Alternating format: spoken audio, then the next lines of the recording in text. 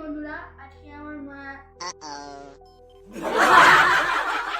লোটে মাছের পকোড়া তৈরি করেছে। লোটে মাছের পকোড়া তৈরি করেছে। চলুন খেয়ে দেখাই।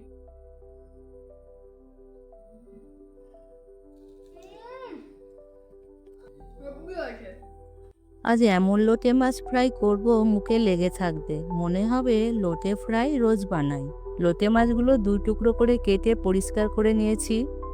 মাছগুলোর উপরে একে একে ময়দা, কর্নফ্লাওয়ার, নুন, হলুদ, লঙ্কার গুঁড়ো, পেঁয়াজ বাটা, রসুন বাটা, আদা বাটা সব মশলা দিয়ে লোটে মাছটাকে একসঙ্গে মাখতে থাকলাম।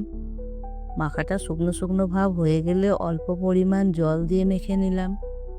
উপর থেকে একটু লেবুর রস দিয়ে আরও একটু ভালো করে মেখে নিলাম।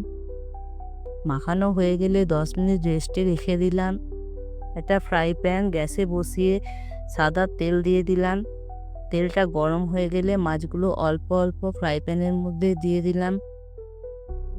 স্টিম আসে মাছগুলো উল্টে পাল্টে লাল করে ফ্রাই করে নেব।